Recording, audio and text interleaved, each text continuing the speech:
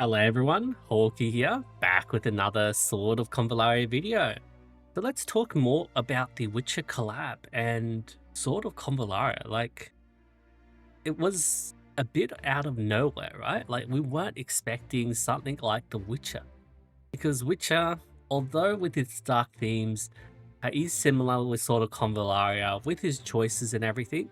But Witcher, is a much more different audience than Sword of Convallaria, which has done multiple crossovers before with other games. Like, who do we have? We had like Monster Slayer. We need to see the mobile games here. Dead by Daylight, Narukana, Balatro, Summoner's War, I think is the main mobile game that we've seen. And like previously, that's not really that many other mobile games. I mean, Fortnite, AFK Arena, and it's a bit of a hit and miss for Witcher because like Witcher and all these other games come from they're mainly PC gamers, right? PC gamers, and then those who watch like Netflix, probably read the books and everything. It's a much different type of audience than Sword of Convallaria, because Sword of Convallaria's genre as an SRPG, or what we call like a grid-based SRPG, it's like such a mouthful. Like, what do you tell your friends when they're like, "Oh, what Sword of Convallaria?" You'll be like, "Oh, it's like Final Fantasy Tactics. It's like Tactics Ogre." And then they're like, "Oh, what are these games? I've never heard of them before." And they'll be like, "How about Fire Emblem, Advance Wars?" You know, all these like old school strategy RPGs that we played before or grew up with or know about. Like, it's really hard to sort of explain sort of Convallaria to the general public, because the whole genre, the whole SRPG genre, literally just comes from the JP culture, right? They set up the initial culture with these tactical RPG games. I know from like the Game Boy Advance days, there's probably like so much more I'm not covering, but it's all that background culture which let us sort of understand sort of Convallaria, and we don't have like a really nice word or way to explain it. Like, the way I explain it is like, it's like chess, but then there's RPG elements in it, right? That's how I explain it to like my friends and colleagues who haven't touched this genre before. I'm like, it's chess, right? And like, it's not really like chess. There's RPG elements. It's not balanced. It's a gacha. You know, they level up and everything. You know, there's so much more. But that's how we explain it. And then like the CN Japanese, you know, their side, they have like a nice word for it. CN side, they call it war chess. So it's chess but with war. And then they're like, "Oh, but there's also some RPG in it." So that's like a much easier way to explain it. And where I'm getting at is Witcher 3 is more of a general public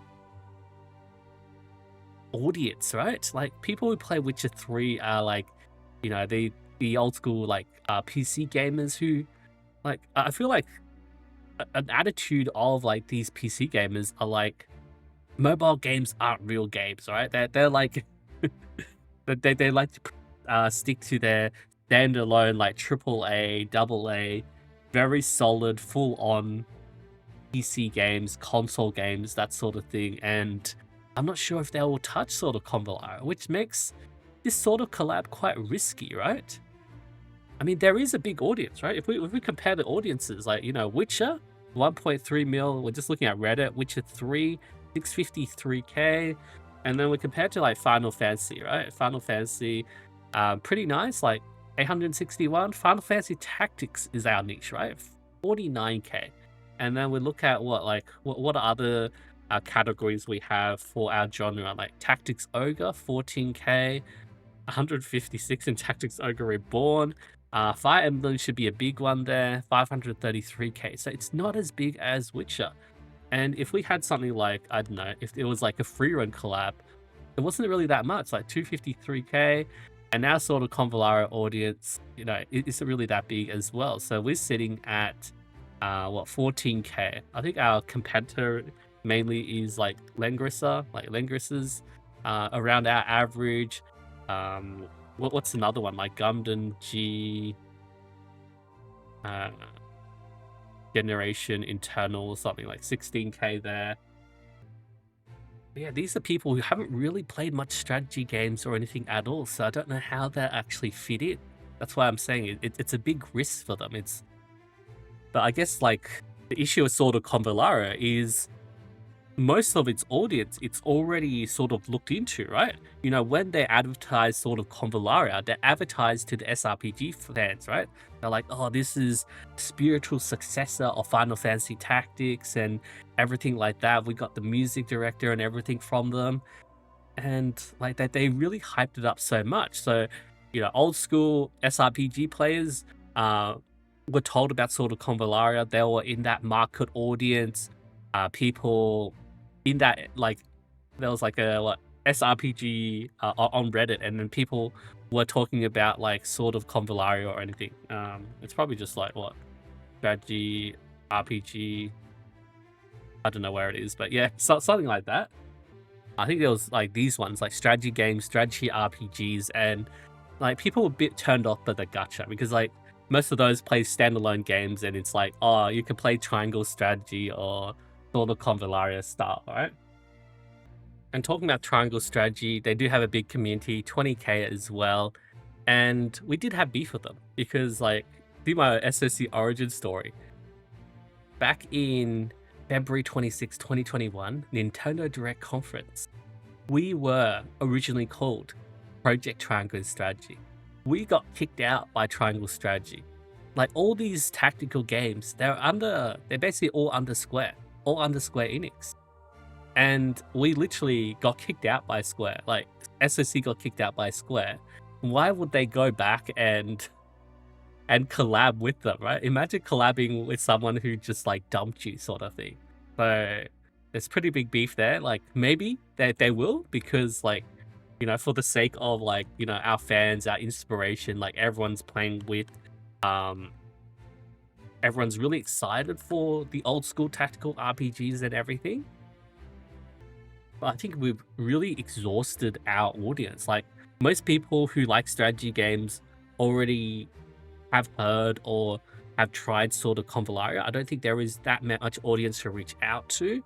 Typical gacha gamers, like sort of Convallaria, they heard about it, gacha gaming Reddit, you know, it's all being advertised, and it's like another gacha game, but it's a bit harder with like puzzles and everything. So there is like the people there. And the other thing about sort of Convallaria is like we don't really have much competitive elements, right? We don't have like PvP, Guild War, that sort of things. Our events cycle has been a bit of like a hit and miss. You know, sometimes we do have events, sometimes it's just dry. Like literally before the update today, it was pretty dead, right? We had the what was the Luminous Azure, which was like a rerun event, and it was, where is it here? And then that was pretty much it. Like we still had our Voyage and proof of strength and everything, but it was just like a slow grind, time lock, a few stages a day, and it was not really that much to really challenge through. I think proof of strength, it does get harder, but we're still on the easy stages. Like I still got like 24 hours full rank 4, right? But yeah, reaching out to Witcher 3, definitely a big risk, but it does expose us to the more general public, like the normies, right? If we're like, if we're in the gaming anime sort of niche, we're the sort of, and then those are the more like normal people who casually like watch Netflix. Oh, look, Witch is collaborating with this game. Maybe I'll give it a try, right? That, yeah, and then, oh yeah, and then there's Lobster here, right? This is Parsable, right? The Parsable's confirmed. Yeah, I know this is a scene from the game, but yeah. Anyway, the other thing is talking about the units, right? So before, with the Delicious in Dungeon collab, all the units were under Drifter, right? So we had Marcel, Farlan, and Senshi under Drifter. So what that means is, I feel like the Witcher 3 collab units will also be under the Drifter faction, because that's what it was before. Like where I'm going here is like you pull Camelot because he's also part of the faction, right? Part of the Union faction, gives the Union aura. You look at SP Mytha, she's part of the SOCs, and she can do the rally command, rally response for like all the SOC sort of teams. And then you look at the collab, right? We look at the collab. Also, another thing I want to add with the collab banner is it has its own rate and pity, right? So I don't think you can actually build pity on the collab banner. I don't know if the collab banners, their pity like goes through the next banner, because I did pull like a bit extra and build pity on my collab banner. Like, yeah, from page 6. So I'm like 60 pity on my Delicious in Dungeon collab banner. I don't know if that does like roll over into the other collab banner, but it definitely didn't roll over to my standard banner after Delicious in Dungeon left, right? So that's another thing to think about. If you're pulling for collab, you can't build pity, so you need to actually save your pulls for the actual collab banner. We don't know how many there are. Geralt, Ciri, Triss, Yennefer there. Like, we might get all 4. We might get... what I was thinking was, like, maybe we'll get Geralt as an epic, right? He's just like a casual epic in the banner.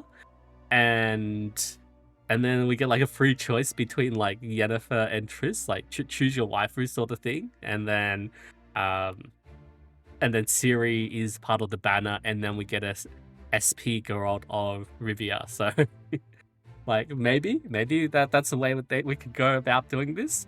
But anyway, like, we don't know which units will be actually in the collab. It might be just like 2, it might be 3, might be 4, might even be 5, right? Because we're gonna get like an SP version and a normal version of Geralt, right?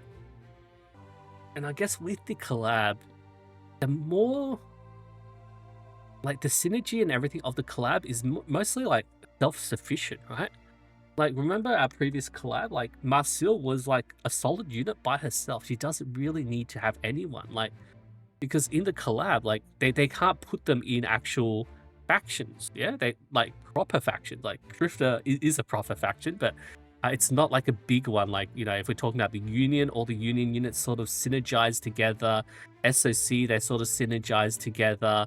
And we also have the element units, right? The element units all synergize together. They have their like liberation and everything. And they don't really work too well outside of their faction. But with the drifters, with the collab units, they'll work outside by themselves, because that's what we've seen before.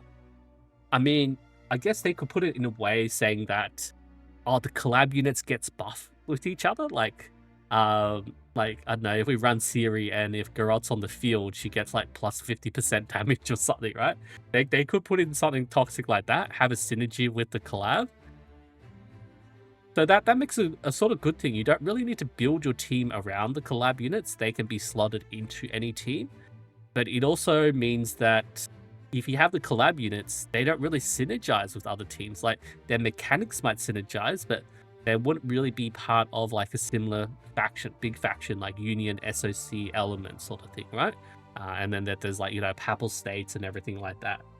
But yeah, that is a sort of good and bad team thing. Like, slot into any team, but also like you can't really build much teams around them. They have their own mechanics. And when we're looking at the drifters, right? If we're looking at the drifters, I mean, we got like Rico, which does have her aura. Like, maybe the Rico stocks her up because she does have her aura for the drifter allies, like active attacks, strikebacks. I feel like everyone would have these sort of skills for the collab. Injured for each target hit. I feel like this is a more pretty basic one. Miguel has the basic aura. Where is Miguel here? Has the basic drifter aura here as well. Yeah, 15% attack, 30% defense.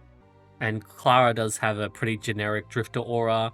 Attack 15, defense 30. If have a shield, damage increases by 10. Incoming damage decreases by 10.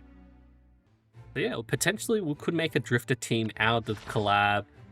And yeah, Rico, I mean, we do have the Lucian arc coming next. There'll be a Lucian faction with all the new Lucian characters that we have existing. They'll be put into the faction.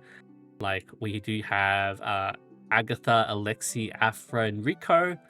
Like, previously, like they're not in the faction at the moment, but previously, like Akambe, Hazen, and Homer weren't part of the Element faction, and they were just added in very recently when the Element released, right? So Homer, this faction with Element is new. Like they were only added like a month or two back, like just a few months ago. They joined the Element faction. The existing units can still join the newer factions if they're part of it. And if we're playing like more like sort of DPS style, I feel like with our collab units, whoever they are, they'll probably, we'll probably run them with like an SP Nana. We might run them with like OG Nana for the act again and everything. And then we have like our generic buffers. We've got like Taia, or we could run like a bit of AoE, SP Samantha. Like, we don't have to build a team exactly on their factions. They're more general use, like our other units. Like we bring Taia, but we don't really run him in like a full Papal States team. They're like generic DPS, generic buffers, which can be slotted anywhere. So that is a good and bad thing, just depending on your playstyle. Like I do mix match my teams. I don't really play like a full faction team. I only play it like because the mechanics work with each other. I've been bringing like, Coco, SP Nana, Credenza, all the random support units, and just mix matching them. We don't have to play a certain faction, right? Anyway, that's just my thoughts about the collab. And I just think, let's see how things go. I think it is a risky collab, and it was a bit out of nowhere. Like, I don't know what's happening with Witcher. I think Witcher 4 is still like a year or two away, so I don't know how it's really going to make sense for Witcher. Like, I mean, they don't have to benefit from the collab, right? They just get money from us using their IP. So it's mostly us benefiting from Witcher fans. And whether, I know like community's quite divisive about Witcher. Like, some people like it, some people hate it. I think the CN and JP side weren't too happy with the Witcher collab either. And it's just a difference in the type of genre, right? Like, people who play Witcher, Incian, and JP, it's definitely really popular there. But people who play Witcher don't really play games like Sword of Convallaria. They probably play stuff like, the other AAAs, AA's, Western RPGs. Like, they're probably more like Monster Hunter style, right? Instead of like Sword of Convallaria. So definitely a much different audience. But putting us to the wider audience could mean that, we're getting those newer players. Oh yeah, this was talking about Geralt, Rivia, Yennefer, Ciri, Triss, trademarks. Yeah, so very general audience. And we're working with the Witcher game, right? CD Projekt, not Netflix.